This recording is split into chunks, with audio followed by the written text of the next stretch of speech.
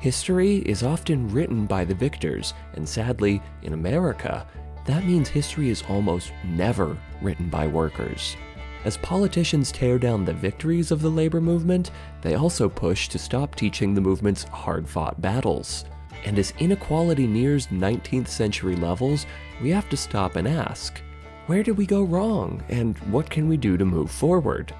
Luckily, an often ignored part of US labor history might have the answer for us. The Seattle General Strike of 1919 was, in many ways, perfect. There was citywide solidarity across both ethnic and industry lines.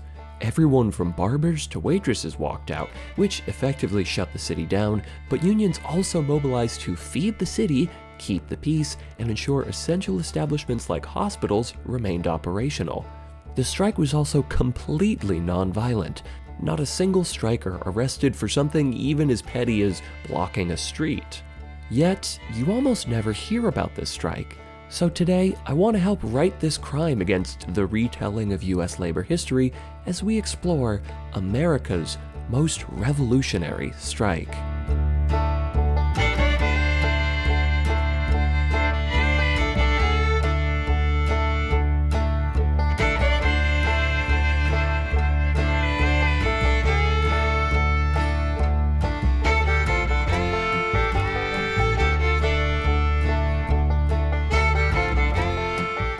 On February 6, 1919, over 100 unions in Seattle engaged in a sympathy strike with shipyard workers. Whoa, hold on there, Piley. We need to give them a little more context than that.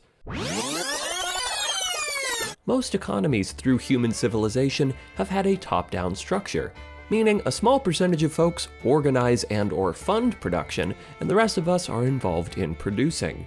Each economy has varying levels of what we might call meritocracy, and the rights of the common laborer may differ, but what's remained constant, with rare exception, is that a great mass of people work for the benefit of a class of havers. Like feudal London had stronger rights for its workers than ancient Egypt, but each society had ways for workers of high merit to raise in prominence, and each saw the wealth produced by the labor of many benefit the pockets of a select few. That's not to say every economy is equally bad, it's just to illustrate that common laborers have a history of being exploited, and it's never sat well with them. While there's a general baseline level of frustration for working people throughout history, their frustration is most pronounced in times of tragedy. Be it famine, political unrest, or economic depression, it's in times of great turmoil that working people finally say enough is enough and start to demand closer to their fair share. And perhaps no time in human history was quite as tumultuous as the years following the First World War. Irish independence, the Russian Revolution, Germany's great get-together? I don't know, I was trying to force an alliteration into there. The point is, the barbarity of the Great War, mixed with poor people being hung out to dry, led to an unprecedented period of political upheaval. Whether it was to spite feudal lords or colonial oppression, there was a wave of popular movements standing up to take what's theirs. Also, a once-in-a-century pandemic ravaged the world, and the poorest of the poor suffered the worst, but I'm sure that's hard for us to relate to, so I'll move on. But you'll notice all the countries I just listed were not the United States, which of course makes them categorically less important. So, how are things here? Like most countries of the time, there was growing unrest in the US before the Great War started, but unlike most countries, we weren't involved in that much of the war.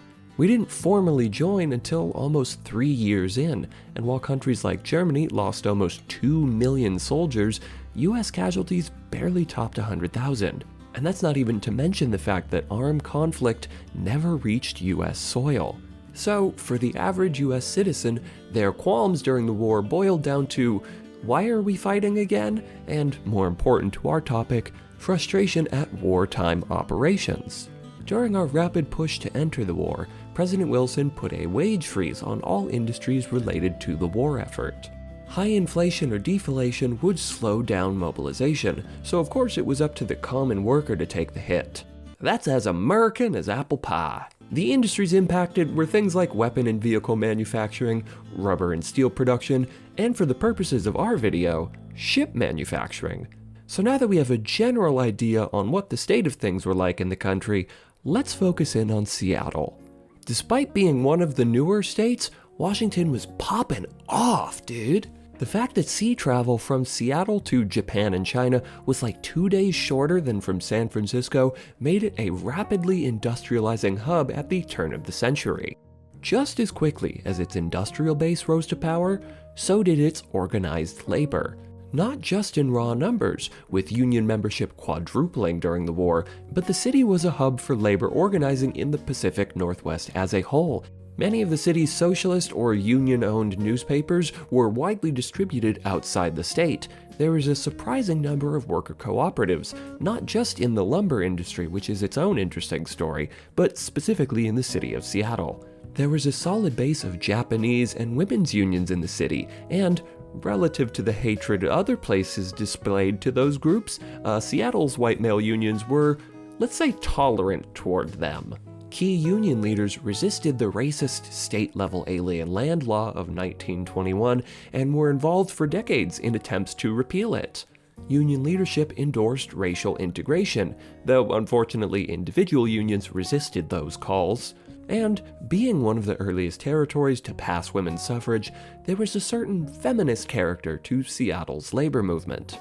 But of course, no good labor movement can go unpunished. Puget Sound law enforcement had an, at best, adversarial and, at worst, bloody relationship with organized labor.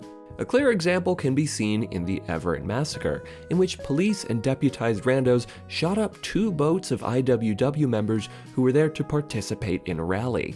Law enforcement already had it out for unions, and then the Great War happened. Work stoppages were all of a sudden treasonous, and could be policed as such. Not to mention, union halls were raided under the guise of draft dodgers in the midst, and labor leaders were often deported to socialist countries, though not always countries they had any claim to. The crux of all this harassment was the Sedition Act, which allowed authorities to violently crack down on dissenting opinions. We'll dig into the details of those crackdowns later, but I hope the context I've provided helps set the stage.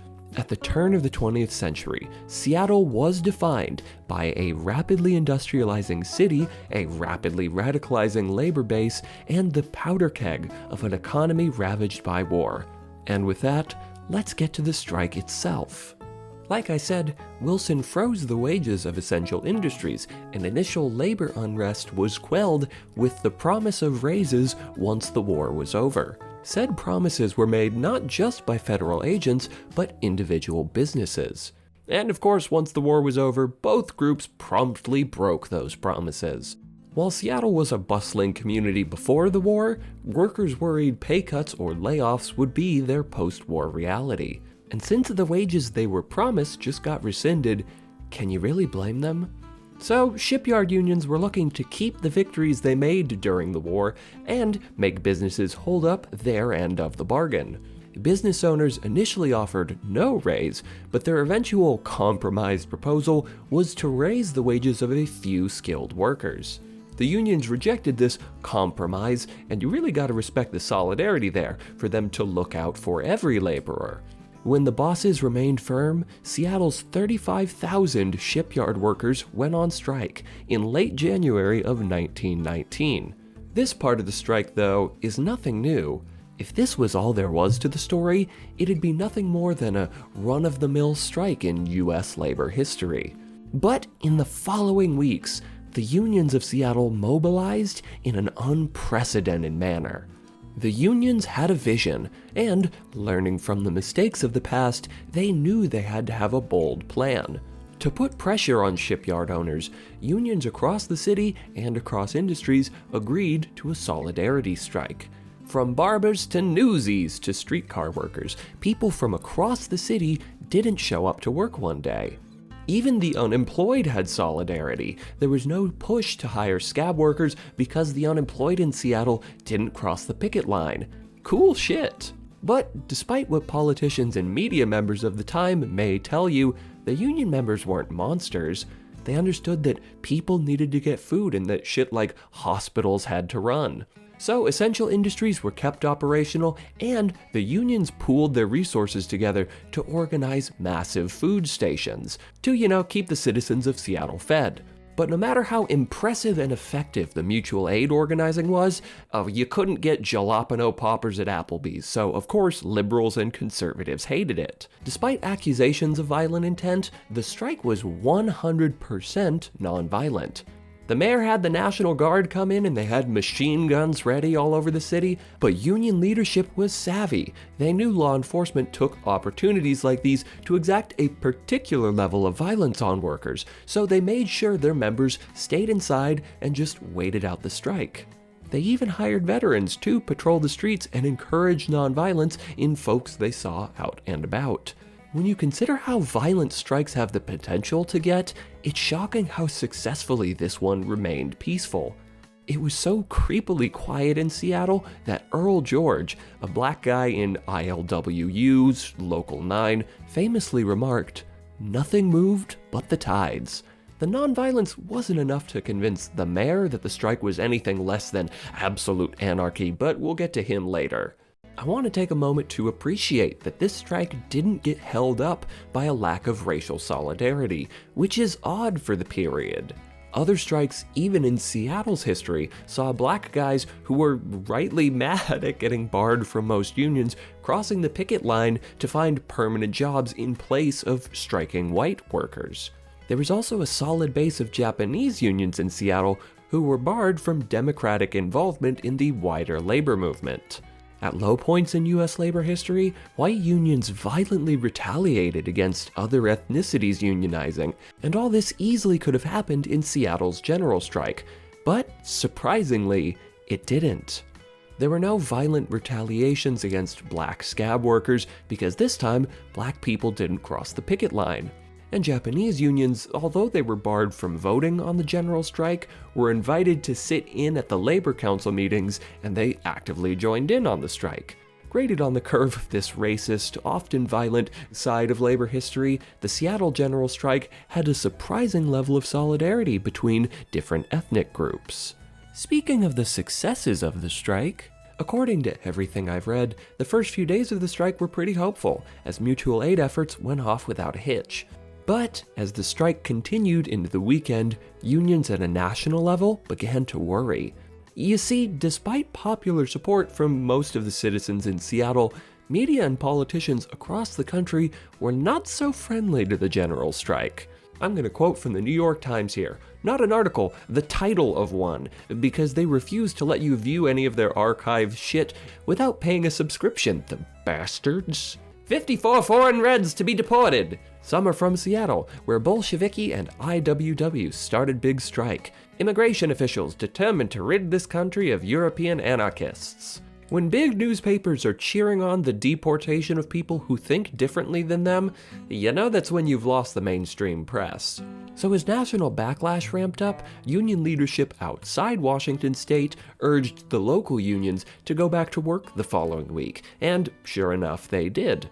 While shipyard workers remained on strike for several more months, the Solidarity strike ended on February 11th. In the end, sadly, the shipyard workers didn't secure the raises they were after. In fact, in some cases, bosses used the strike as justification for not signing a new contract, citing that the unions broke their promise to, be there to work, but of course completely ignoring the fact that they broke their promise to give them raises. "Broken promises for me, but not for thee," seems to be the official slogan of these people. But before we reflect on whether or not the strike was successful, despite not securing raises for shipyard workers, let's focus in a little bit more on the media and political backlash from it all. The main export of the strike was a wave of Red Scare debating. Red Scare tactics existed well before the war, but they became a featured aspect of reactionary politics responding to the strike. National and local media, some of which had been otherwise friendly or neutral to labor, seized on the opportunity to fearmonger that it was a mini Russian revolution. The Seattle Star called the prospect of the general strike a test of your Americanism, and claimed strikers wanted to overthrow the American government by, and this is maybe my favorite language detail, not American methods. Oh, silly me. I thought if there was ever an American method to voicing your frustration with the government, it would be through a series of forceful protests, but I guess I'm wrong on that one. Like I said in a recent video covering anti-union literature of the time, it can't go unremarked how desperate American media was to paint the labor movement as un-American, to say that it was nasty Bolsheviks attempting to taint the hearts of American labor men. In this brief review of the work which the Department of Justice has undertaken to tear out the radical seeds that have entangled American ideas in their poisonous theories, they have stirred discontent in our midst, while they have caused irritating strikes, and while they have infected our social ideas with the disease of their own minds and their unclean morals. The purpose of this distinction was, of course, to use a sense of patriotism to divide the working class, to turn common laborers away from the idea of fighting together for their rights under the guise that it would make Uncle Sam cry. And given the presence of non-white and non-Anglo labor in union ranks, it was also true that Americanism was a dog whistle for these laborers not fitting into their ideal ethnic groups. As for the media characterization, it was, of course, off. The Seattle Star tried to argue that the strike was unpopular among the workers, but I will again remind you that upwards of 100,000 citizens participated in the strike, so I think it's fair to say that it was a popular move among laborers. On top of which, if you look at internal union voting on whether or not to agree to the general strike, you'll find unions like the International Boilermakers, International Brotherhood of Boilermakers, and Iron Shipbuilders, and Helpers of America. I don't want to leave anybody out there. You'll see that votes in favor of joining the general strike outweigh the no's by a total of 2,037 yeses to 1 no. Conservative media will deadass look at that vote tally and be like, "Oh, opinions were mixed. It was really controversial, you see." Secondly, despite what folks at the time claimed, the strike wasn't meant to start a revolution. There was not some grand post-strike plan to take over America and install Bolshevism. The strike was just an attempt to secure better wages for some workers. At most, some workers hoped the general strike would inspire other actions down the line. But hoping to inspire change years down the road is markedly different than the claim that they were trying to start revolution now. And I'll remind you, this strike was entirely peaceful, yet media and politicians still vilified it. They still used very scary, dangerous, and forceful language when describing it. The mayor of Seattle even said its peaceful nature was actually proof that it was that much more devious. The general strike, as practiced in Seattle, is itself the weapon of revolution, all the more dangerous because quiet. And sure, the general strike was radical. Mobilizing mutual aid efforts to that scale is pretty big for the time, but it's so funny to hear him constantly concede that no violence happened. Sure, it was peaceful, but that actually means it's more dangerous, folks. Please be scared of these striking workers. I'm very smart. Despite its inaccuracies, the media coverage of the strike was effective. The severity of the media's claims and its national scope of coverage made the nation fearful. I really want to hone in on the New York Times as an example. They wrote at least one pearl-clutching article every day of the strike, and in some of those articles they cheered on the deportation of Bolshevik radicals. Ah, the New York Times. Whether it's shaming abolitionists in the 1850s, telling Americans to trust intelligence agencies about the Iraq War, or cheering on the deportation of ethnic minorities you disagree with, I know I can always count on them to be on the right side of history. Fear-mongering about the strike even reached Washington. Washington, D.C.? For once in my life, I mean that Washington. On February 4th, 1919, the Judiciary Committee unanimously voted to allow federal agents to police the speech of and deport Bolshevik sympathizers, which expanded the authoritarian powers put in place to police speech related to German sympathy during the Great War. While discussion on the initial vote doesn't mention the Seattle general strike, that's not because they were unaware. Their focus was on some socialist speeches that were given in DC the few days before, as it was of course a bit more locally meaningful to focus on activity around the city. But if we read the meeting minutes of the anti-Bolshevik hearings, we see that a prominent spy who infiltrated various left-wing groups, Attorney Stevenson, used Seattle-based left-wing newspapers as almost like his Exhibit A of the supposed Bolshevik problem. And several of those papers submitted to the Senate for evidence were talking about the general strike. On top of which, there's a lot of time in the proceedings devoted to fear-mongering about how the Russian Revolution was actually started by general strikes a few years beforehand.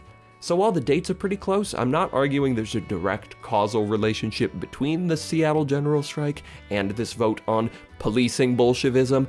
I would argue it's clear the US government was aware of Seattle's general strike, and they were spurred into action, at least in part, by the prominence of the Seattle general strike. Also, the hearing spent a lot of time fear-mongering about Jews in the socialist movement, and I mean like a lot of time. Oh, but let's not dwell on the anti-Semitism of most every anti-communist movement. Let's get back to the fun part. Suspension of freedom of speech, yay! The media fervor and constant fear-mongering about un-American Bolshevism provided cover for horrible authoritarian crackdowns from various levels of government. Newspapers were raided, union offices were torn up and their leadership arrested, and many high-profile journalists and strike leaders got deported. Before you think to yourself, well, clearly they must have come here illegally and therefore deserved to be deported, I would like to bring to light the fact that many of these socialists were not immigrants from the countries they were deported to. They were just shipped out to some socialist country. It's possible some of these socialists had immigrant parents, but I'll remind you, at the time, folks could be ineligible for naturalization based purely on their ethnicity, so the claim they were not US citizens could apply to a third-generation Irish or Jewish dude who just legally had no way to make themselves a citizen of the US. In general, under the powers of the Sedition Act, thousands of activists were arrested over the next few years, often without an arrest warrant or without being informed of their charges. In that time, over 2,000 socialists were set to be deported. Now, a lot of these charges were bogus as hell, and most of those arrested were released, but that didn't stop their detention from being, in the eyes of law enforcement, a teaching moment. I'm going to quote now from History.com to let you know just what treatment of these socialists could be like. In Detroit, nearly 1,000 men were detained and starved for almost a week in a small area without windows on the top floor of the Federal Building. They were later transferred to Fort Wayne to be tortured during questioning. Family members of prisoners were assaulted in front of them as part of interrogation. If we look at the words of Attorney General Mitchell Palmer, for whom the raids are named, in his essay The Case Against Reds, it's clear cruelty was the point. I desire not merely to explain what the real menace of communism is, but also to tell how we have been compelled to clean up the country. How the DOJ discovered upwards of 60,000 of these organized agitators of the Trotsky Doctrine in the United States is the confidential information upon which the government is now sweeping the nation clean of such alien filth. We need a united effort to stamp it out, under our feet if needs be.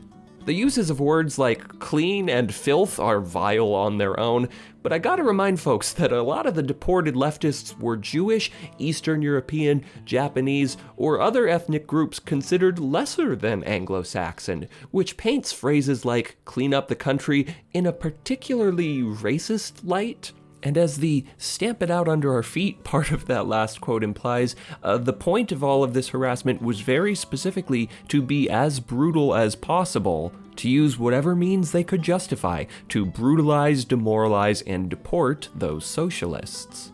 The raids eventually stopped, as the public wasn't too happy about suspension of due process under Palmer, but the more important parts of the raids, sending a message to the American people that dissent wouldn't be tolerated, was made clear.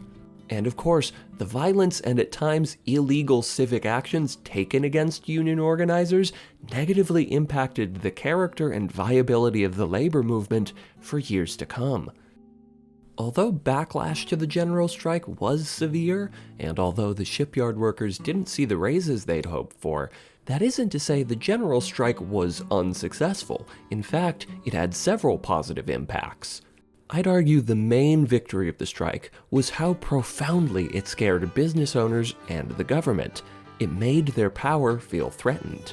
The strike was a proof of concept for a labor-based working-class movement that could be their undoing. Mayor Hansen accidentally acknowledges how threatened he felt with this damning quote. "The general strike, as practiced in Seattle, is itself the weapon of revolution. That is to say, it puts the government out of operation." Puts the government out of operation. Think about that phrase for a sec. His stated fear isn't that people will starve because, they didn't, the mutual aid organizing was effective. His fear is specifically that workers might go about their lives without him, without the government.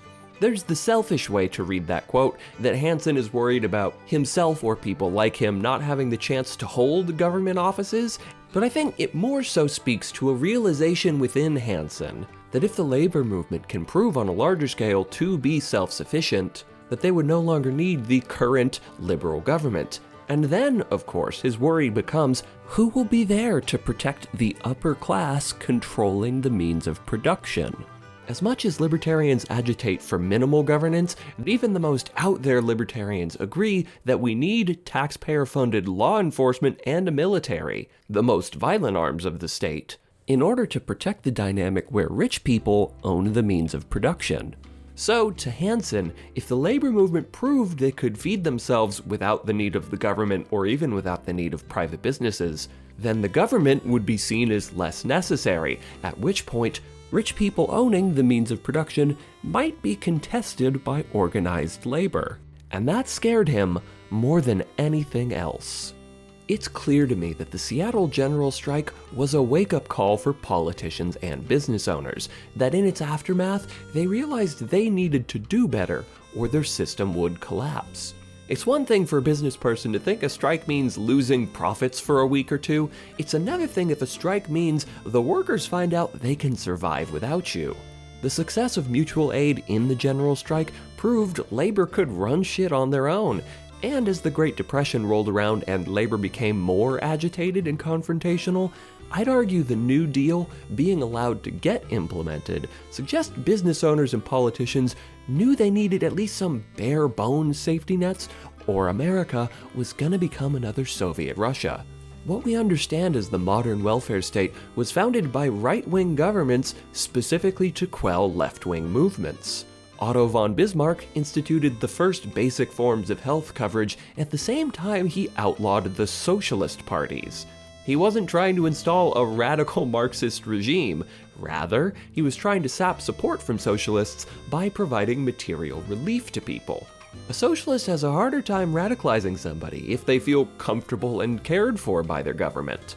And while Europe's labor movements were stronger and ahead of the US and remain that way to this day, I'd argue the Seattle General Strike was a turning point in US labor history. One where American politicians and businesses felt threatened by the capability of the working class in a way they had assumed was reserved for Europe. I believe it can credibly be argued that the New Deal is a response to moments like the Seattle General Strike. We saw similar responses in the creation of the FDA, where America, for decades, had been kind of backwater in terms of its public regulation of things like food and drugs.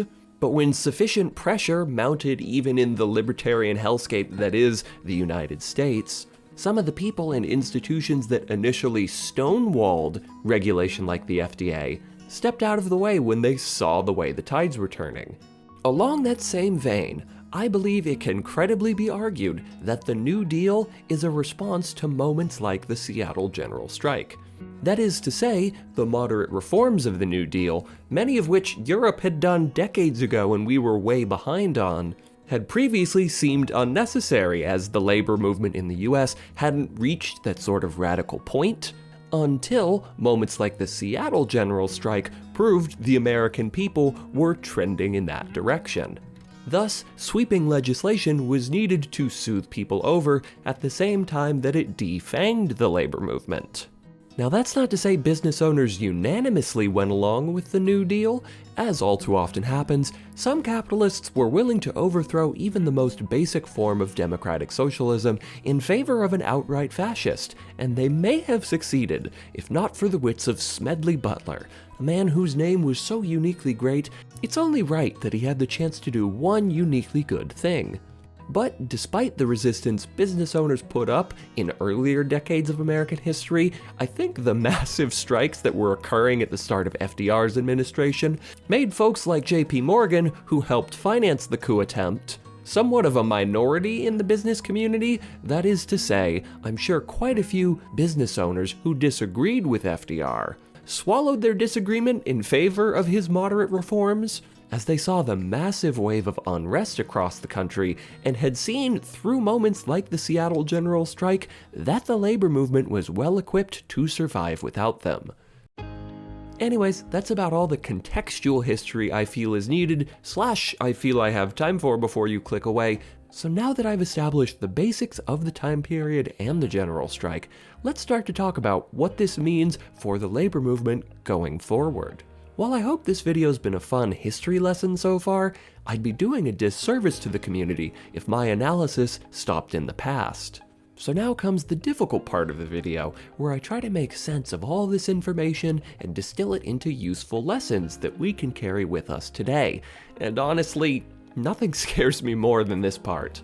Not that I think my words have a huge impact, I'm not self-obsessed enough to think this video will change all that much, but I feel a responsibility to make strong observations about what we can take away from this history lesson.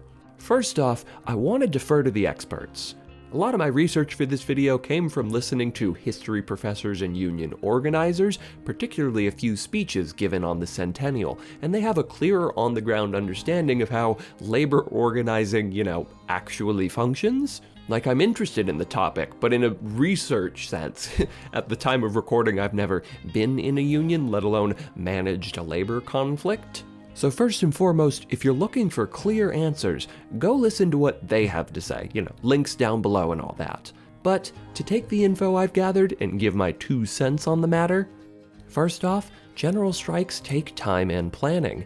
This isn't to lambaste any specific media personalities who've tried to rapidly organize general strikes. I think it's a solid goal. But after reading into the Seattle General Strike, it's clear how perfect the execution needed to be to have the slimmest chance of succeeding. You don't just stumble your way into feeding an entire city. That took a lot of planning, a lot of willing participants, and I'm sure the relationships to get various unions on board took years to form, not just a handful of conversations about how the establishment's bad. And again, this isn't to dissuade a general strike, they have great potential. The people of Bolivia used a general strike to force their coup government to hold the follow-up election they'd been delaying. That's a type of power that can get shit done. So, while one of my takeaways is an appreciation for how powerful a general strike can be, it's also important to stress how much care must be put into organizing one. It's totally possible that the Seattle General Strike, if thrown together, wouldn't have been able to feed the city, and the consequences for that could have been severe. Non-union citizens who justifiably just wanted to feed their kids may have rioted, or the hunger could have justified a brutal military retaliation. And the harm that would have caused the labor movement could have been disastrous. So to anyone out there trying to agitate for a hasty general strike, I urge you to pause and make sure you have your ducks in a row. Secondly, the Seattle General Strike proves that we need a separate media infrastructure, one to actually counter the mainstream if we have any hope of selling ourselves. There were liberal, generally pro-worker papers in 1919 that unions assumed would back them, but they proved that when the status quo of power in the workplace is meaningfully questioned, those liberal media outlets will drop everything and buy into conservative framing. We saw the modern equivalent in Bernie's campaign, where networks you'd assume would have at least some modicum of sympathy to his platform sounded identical to conservatives. Like if I told you a guy on a network compared Bernie's primary win in Nevada to Germany invading France, MSNBC would be one of the last networks you would probably guess that clip was on, yet that's where it happened. So, sadly, what's true today was true over 100 years ago. We need a media infrastructure written by and voicing the interests of the people if we're ever going to convince people outside of our movement to support us. Because whether they watch Fox or CNN, as it currently stands, when push comes to shove, those networks will give them basically the same anti-labor arguments. Third, the Seattle General Strike proved mutual aid is a necessity.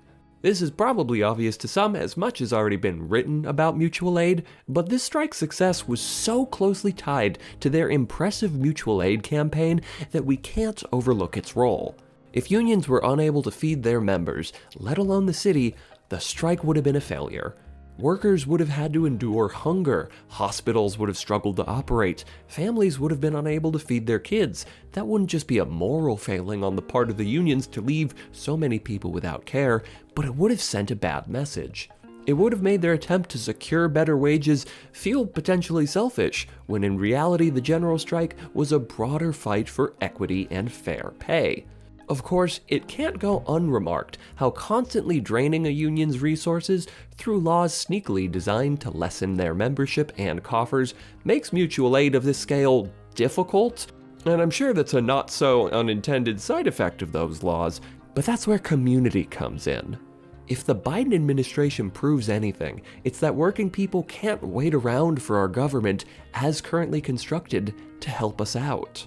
We as a community have to support strike funds and work locally to develop mutual aid networks. Thankfully, the internet makes this somewhat easier, as you can find strike funds online, and sometimes you get social media influencers sharing those around. But even those networks can't be trusted, as people like Andy Ngo are starting to try to get those accounts or campaigns shut down.